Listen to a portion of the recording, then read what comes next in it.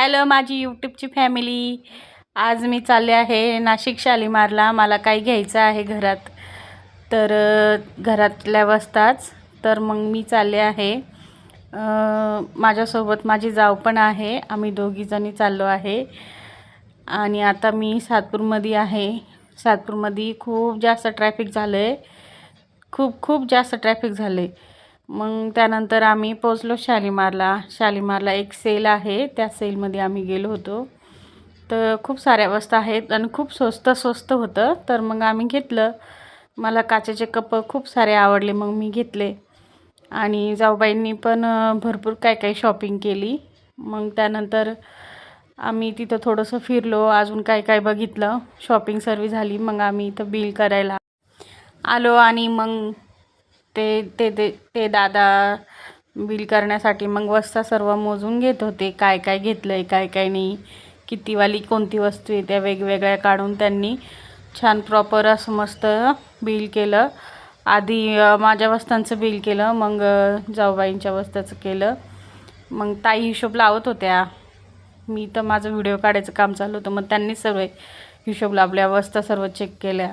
मग तिथून आम्ही बाहेर निघलो. आणि बाहेर येऊन बघतो तर काय बापरे, इतका पाऊस आला. खूप जास्त पाऊस आला. वाटलंच नव्हतं की पाऊस येईल म्हणून. खूप ऊन होतं त्या दिवशी. आणि अचानक इतका जास्त आणि इतका पाऊस. मग त्यानंतर तिथं 2-3 बाया पण होत्या, त्या पण थांबून घेतलं आणि आम्ही पण थांबून घेतलं. आणि पाऊस उघडायचं नावच घेत नव्हता. आम्ही कंप्लीट तिथं अर्धा पाऊण तास बसलो, पण पाऊस काय उघडणं जास्तच जोरात यायला लागला. मग आता वाटलं आता काही शॉपिंग होत नाही. आणि जेव्हा घरातून निघलो तेव्हा ऊन होतं, खूप जास्त ऊन होतं. वाटलंच नाही की पाऊस येईल. तर आम्ही सोबत काही छत्री काहीच नव्हतं आणलं. मी असंच आलो. आणि हा पाऊस तर थांबायचं नावच घेत नव्हता. खूप जास्त जोरात पडत होता. तर काय करायचं, बसून घेतलं मग आम्ही अर्धा-1 तास तिथं. छान दोघीजणी गप्पा केल्या थोड्याशा. शेजारी एक दीदी होती, तिची मम्मी, त्या पण दोघीजणी आटकून गेल्या. मग त्यांची तर काही खरेदी होईलच नव्हती. त्या सेलमध्ये जायचं होतं त्यांना, मग त्या थांबून गेल्या तिथं. मग थोडा वेळ आम्ही बोललो. मग ताईंना म्हटलं मधुर खिचडी दिसते समोर, जायचं का आपण? तर म्हणे ठीक आहे जाऊ म्हणे, चाल म्हणे. म्हटलं थांबा मग थोडा पाऊस उघडू द्या, मग आपण जाऊ. कारण का छत्री आणली नव्हती, मग आम्ही भिजून गेलो असतो. त्याच्यामुळं मग बघा किती जोरात पाऊस आहे ना. आभाळ पण खूप जास्त भरून आलं आहे. थांबायचं नावच घेईना. मग आता काय करायचं, कंटाळून गेलो ना बसून. आणि शॉपिंग पण नाही झाली. काय करायचं.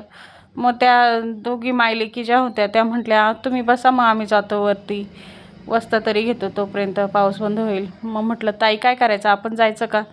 म्हणे हो चल म्हणे, पाऊस कमी झाला आहे तर चल म्हणे. मग थोडा कमी झाला, मग आम्ही गेलो मधुर खिचडीला. तिथं खाली त्यांना सांगितलं की आम्हाला खिचडी द्या. मग आम्ही वरती जाऊन बसलो. 35 रुपयाला एक प्लेट आहे आणि खिचडी आली आहे. त्याच्यासोबत त्यांनी कांदा आणि लिंबू पण दिलं आहे. सोयाबीन पुलाव म्हटला तरी चालेल, त्याच्यामध्ये सोयाबीन पण होती. मग म्हटलं चला थोडी चव घेऊन बघूया कशी आहे. तर ताईंना म्हटलं तुम्ही खाल्ली का? तर म्हणे हो छान लागती, खाऊन बघ. मग म्हटलं हां मी खाते. तर खाऊन बघितली मी, खूप छान होती. मला तर आवडली. तुम्हाला पण नक्की आवडेल. नाशिक शालीमारला तुम्ही जर कधी गेले शॉपिंग करायला किंवा काही, तर मधुर खिचडीला नक्की जा. खूप छान आहे खिचडी. 35 रुपयामध्ये मिळते.